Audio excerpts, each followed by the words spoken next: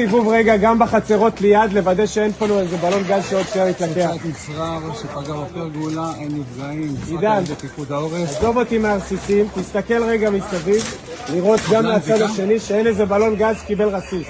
חבלן זיקה? כן, חבלן זיקה. חבלן זיקה.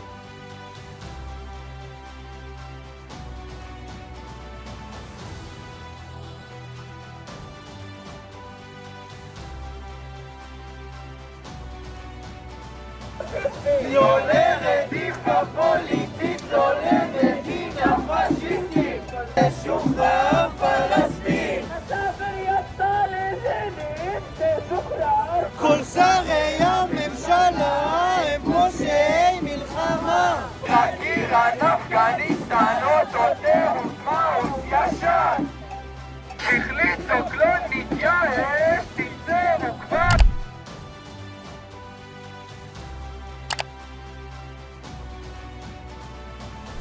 Israel boleh saja menyerang Iran secara membabi buta dengan di-backing oleh Amerika Serikat. Akan tetapi, negeri para mullah kini tidak sendirian. Dengan turunnya persatuan negara muslim ke medan tempur, salah satunya Hizbullah yang diklaim telah membantai 100 tank Merkava hanya dalam 1 pekan.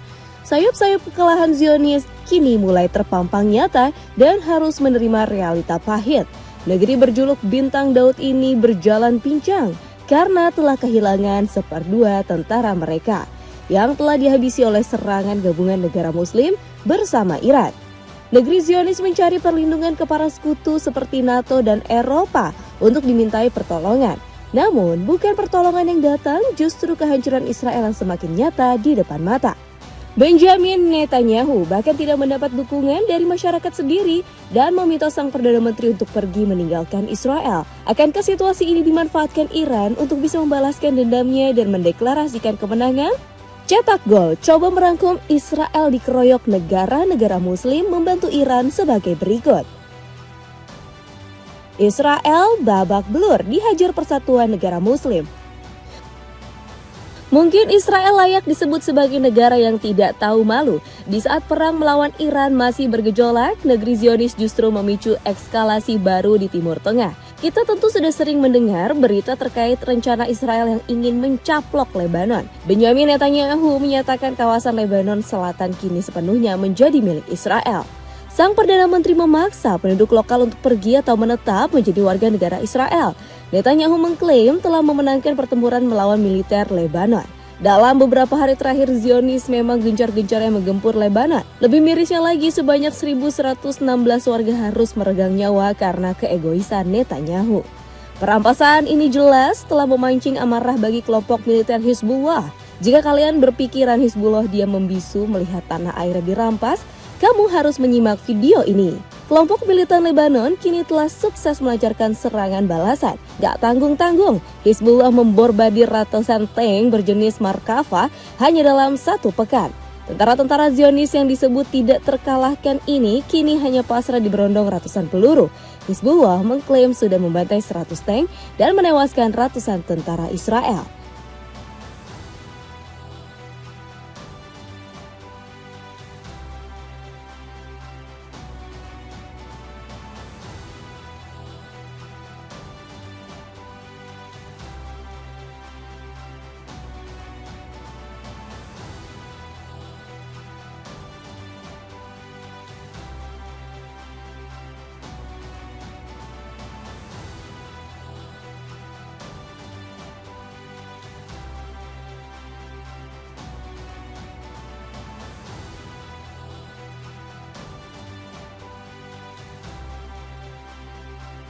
Gak puas, Hizbullah kemudian menyerang kota Naharia yang menjadi salah satu pusat ekonomi Israel. Sejumlah bangunan pun dikabarkan hancur lebur dan sebagian rata dengan tanah. 1 orang dinyatakan meninggal dunia dihantam rudal mematikan oleh Hizbullah.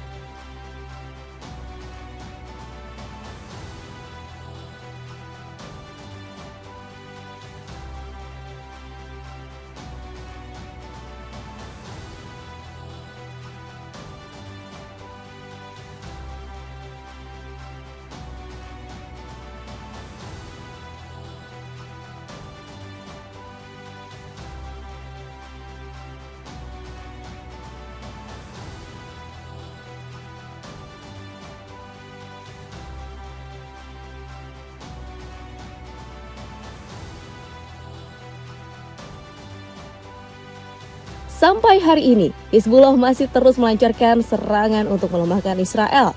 Bahkan 600 proyektil telah sukses diluncurkan ke kawasan penting Zionis dalam 24 jam terakhir. Menurut berita yang dilansir Anadolu Agency, proyektil tersebut ditembakkan gak hanya ke kota Israel, melainkan pasukan Zionis yang menduduki kawasan Lebanon Selatan. Lebih dari setengah peluncuran diarahkan ke pasukan Israel dalam 24 jam terakhir. Tulis laporan media Turki ini. Israel Gideon Sa'ar mengungkapkan Israel tengah dalam masa-masa sulit. Menteri Luar Negeri Zionis ini bilang serangan 3.500 roket dan peluru Hizbullah benar-benar membuat Israel terpukul. Bagaimana tidak, dalam sehari saja Israel kehilangan puluhan tentara yang tewas di medan tempur. Jika kondisi ini masih terus berlanjut, maka dipastikan Zionis kehilangan 1/2 pasukannya di Lebanon. Israel harus siap-siap menerima kiamat lebih besar yang datang silih berganti. Pasalnya, bala bantuan Iran juga tak cuma hadir dari Hizbullah, melainkan kelompok militer Houthi Yaman.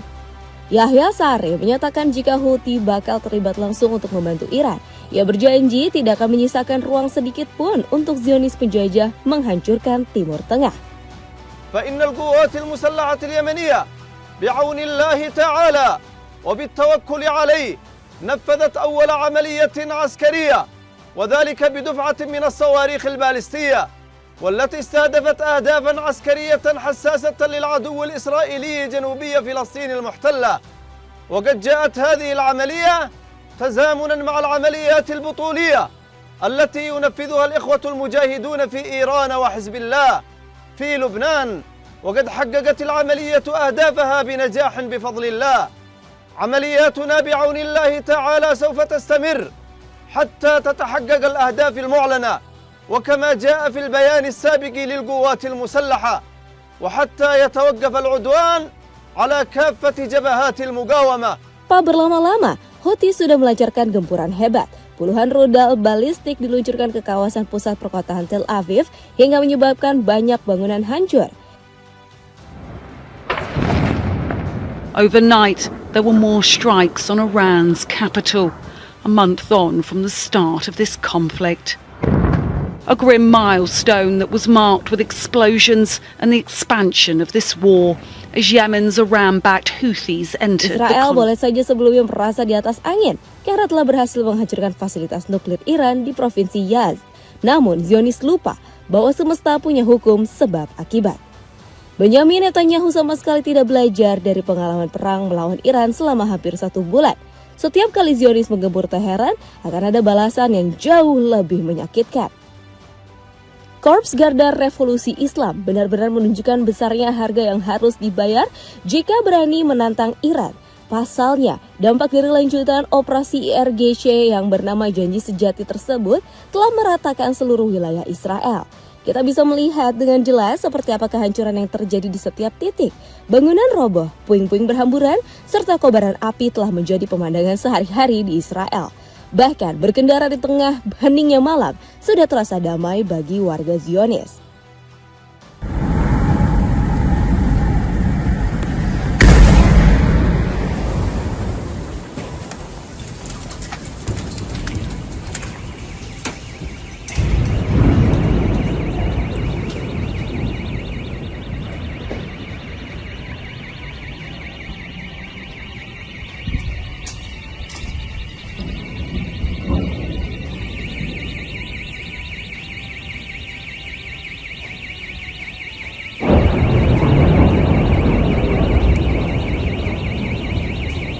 Gagal mencari perlindungan dari sekutu setia.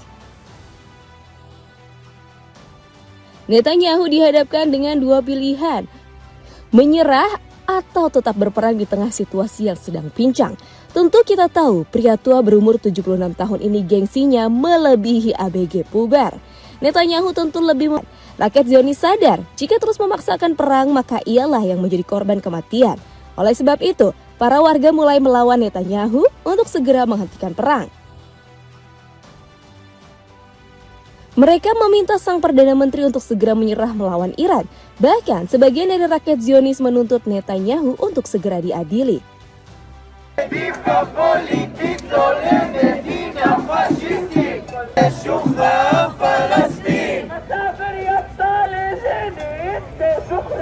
כל שרי הממשלה הם פושעי מלחמה איראן, אפגניסטן, אותו תירוץ מעוז ישן החליט סוגלוני.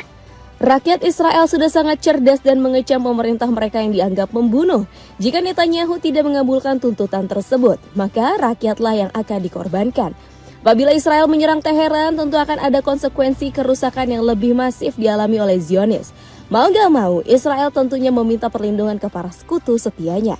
Israel sudah beberapa kali mencoba peruntungannya untuk menarik dukungan dari kekuatan besar, sebut saja seperti NATO dan Eropa yang tidak kunjung menyanggupi permintaan Israel. Isaac Herzog pernah meminta bantuan Eropa untuk melakukan operasi darat melawan Hizbullah dan Presiden Israel ini mengatakan jika militer mereka sudah tidak sanggup.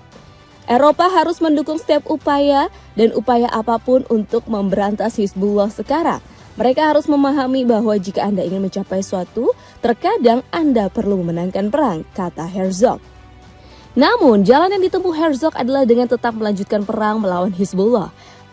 Hasilnya bisa kamu nilai sendiri dalam poin pertama yang sudah kita jelaskan. Kamu tahu nggak tanggapan NATO dan Eropa terkait permintaan bantuan dari Israel? Yap, mayoritas negara benua biru kompak dan membiarkan Zionis hidup dalam penderitaan. Netanyahu tentunya menunjukkan raut wajah kekecewaan melihat sikap NATO dan Eropa yang tidak berpihak. Netanyahu yang egonya tersenggol langsung berlagak sok kuat di hadapan publik. Politikus kelahiran Tel Aviv ini menyatakan bahwa Eropa dan NATO akan menerima balasan. Netanyahu bahkan memprediksi jika Iran punya target untuk menghancurkan benua biru. Mereka, Iran, punya kemampuan untuk menjangkau jauh ke Eropa. Mereka menargetkan semua orang. Jika Anda ingin bukti bahwa Iran berbahaya, lihatlah dalam 48 jam terakhir, kata Netanyahu. Padahal Netanyahu sudah meminta bantuan ke Trump untuk merayu negara-negara Eropa. Tetapi pemimpin negara benua biru justru mempermalukan Trump layaknya boneka. Perdana Menteri Inggris Keir Starmer bahkan tegas menolak terlibat perang melawan Iran sampai membentak anggota partai oposisi. The most important thing to get energy security is to ensure we de-escalate this war. I know where I stand on this. We are not joining the war. She wanted to join the war. She didn't think through the consequences, and now she doesn't know where she stands on the most important issue facing this country at this time. Netanyahu dan Trump memang layak disebut sebagai orang yang emosinya mudah meledak. Lihat saja bagaimana Trump mengejek alutsista London seperti mainan. We had the UK say that we'll send, this is 3 weeks ago, we'll send our aircraft carriers, which aren't the best aircraft carriers, by the way.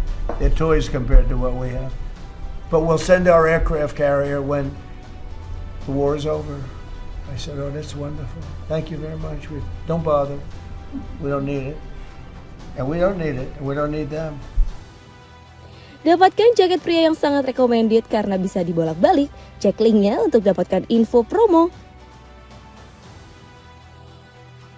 Kekalahan Israel semakin di depan mata.